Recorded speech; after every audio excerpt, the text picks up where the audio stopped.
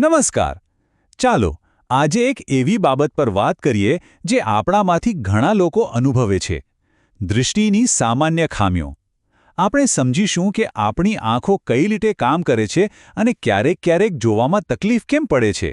શું ક્યારેય એવું બન્યું છે કે દૂરનું બોર્ડ વાંચવામાં તકલીફ પડે કે પછી હાથમાં રહેલી ચોપડીના અક્ષરો ધૂંધળા લાગે? જો હા, તો તમે એકલા નથી. આ એક બહુ જ કોમન અનુભવ છે.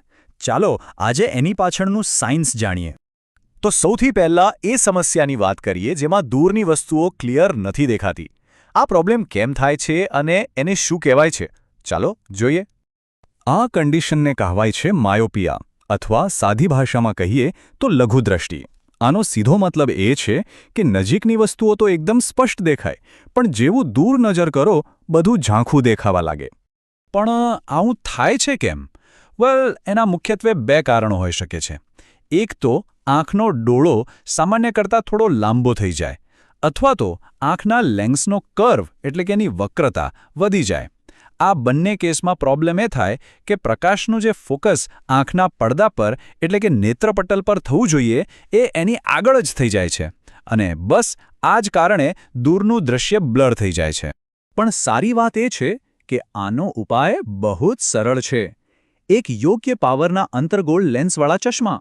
આ લેન્સ શું કરે છે કે પ્રકાશના કિરણોને થોડા ફેલાવી દે છે, જેથી એનું ફોકસ બરાબર નેત્રપટલ પર જ થાય, અને બસ દુનિયા ફરીથી એકદમ ક્લિયર દેખાવા લાગે છે. ઓકે, તો હવે વાત કરીએ આનાથી બરાબર ઊંધી પરિસ્થિતિની. એવું બને છે કે દૂરનું બધું સરસ દેખાય, પણ જેવું કંઈક વાંચવા બેસો કે મોબાઈલ જુઓ તો અક્ષરો પર ફોકસ જ ના થાય. આ ખામીને કહેવાય છે હાઇપરમેટ્રોપિયા, એટલે કે ગુરુદૃષ્ટિ. આમાં મુખ્ય ચેલેન્જ નજીકની વસ્તુઓ પર ફોકસ કરવાની હોય છે. આના કારણો પણ માયોપિયા કરતાં એકદમ ઉલટા છે. માયોપિયામાં આંખનો ડોળો લાંબો થતો હતો. અહીંયા એ સામાન્ય કરતાં થોડો ટૂંકો હોય છે. આના કારણે પ્રકાશનું ફોકસ નેત્રપટલ પર થવાને બદલે એની પાછળ જતું રહે છે, અને પરિણામ નજીકની દ્રષ્ટિ ઝાંખી થઈ જાય છે. અને જેમ સમસ્યા ઉલટી છે એમ એનો ઉપાય પણ ઉલટો જ છે.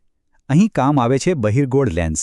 આ લેન્સ પ્રકાશના કિરણોને ભેગા કરીને પાછા નેત્રપટલ પર લઈ આવે છે, અને નજીકની વસ્તુઓ ફરી એકદમ શાર્પ અને ક્લિયર દેખાવા માંડે છે.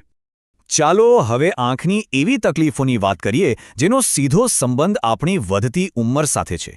આ એવા ફેરફારો છે જે લગભગ દરેક વ્યક્તિએ જીવનમાં ક્યારેક ને ક્યારેક અનુભવવા જ પડે છે. આ સ્થિતિને પ્રેસ બાયોપિયા કહે છે. હવે તમને લાગશે કે આ તો ગુરુદ્રષ્ટિ જેવું જ છે, કારણ કે બંનેમાં નજીકનું જોવામાં તકલીફ પડે છે. પણ બંનેના કારણો સાવ અલગ છે. પ્રેસબાયોપિયા આંખના ડોળાના આકારને લીધે નહીં, પણ ઉંમર સાથે આવતી શારીરિક નબળાઈને કારણે થાય છે. તો ખરેખર શું થાય છે ખબર છે?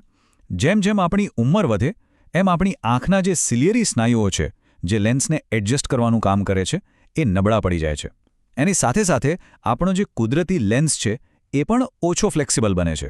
બસ આ જ કારણે આંખ નજીકની વસ્તુઓ પર ફટાફટ ફોકસ નથી કરી શકતી. આનો સૌથી સામાન્ય ઉપાય છે બાયફોકલ લેન્સ. તમે જોયા હશે એવા ચશ્મા જેમાં એક જ કાચમાં બે અલગ અલગ પાવર હોય, ઉપરનો ભાગ દૂર જોવા માટે અને નીચેનો ભાગ નજીકનું વાંચવા માટે.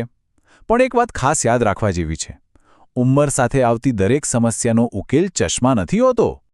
આ સ્લાઇડ પર જુઓ કેટલો સરસ તફાવત બતાવ્યો છે. એક બાજુ છે પ્રેસબાયોપિયા, જેનું કારણ સ્નાયુઓની નબળાઈ છે અને એનો ઇલાજ ચશ્મા છે. પણ બીજી બાજુ છે મોતિયો, જેમાં પ્રોબ્લેમ સ્નાયુઓનો નથી, પણ આંખનો લેન્સ પોતે જ ધૂંધળો થઈ જાય છે, જાણે કોઈ કાચ પર ધુમ્મસ જામી ગયું હોય. અને આનો ઉપાય સાવ જુદો છે.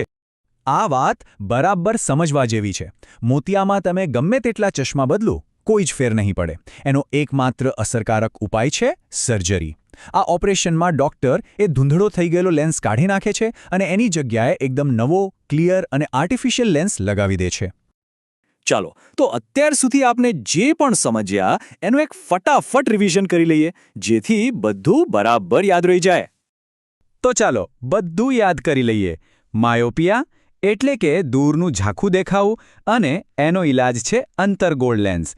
હાઇપરમેટ્રોપિયા એટલે કે નજીકનું ઝાંખું દેખાવું, અને એના માટે જોઈએ બહિર્ગોળ લેન્સ. પછી આવે પ્રેસબાયોપિયા, જે ઉંમરને કારણે નજીકની દ્રષ્ટિ નબળી પાડે છે, અને એનો ઉપાય છે બાયફોકલ લેન્સ. અને છેલ્લે મોતિયો, જેમાં લેન્સ જ ધૂંધળો થઈ જાય છે. એનો એકમાત્ર ઇલાજ છે સર્જરી. તો આજે આપણે દૃષ્ટિની કેટલીક સામાન્ય ખામીઓ અને એના ઉપાયો વિશે જાણ્યું. પણ વિજ્ઞાન અને ટેકનોલોજી જે રીતે આગળ વધી રહ્યા છે એના પરથી એક સવાલ તો મનમાં થાય જ છે. શું ભવિષ્યમાં એવી કોઈ ટેકનોલોજી આવશે કે જે ચશ્મા કે સર્જરીની જરૂરિયાતને જ ખતમ કરી દે? કદાચ કોઈ જીન એડિટિંગ કે પછી બાયોનિક આંખો? કોને ખબર? આ જ વિચાર સાથે આજની વાત અહીં પૂરી કરીએ છીએ. જોતા રહો અને વિચારતા રહો.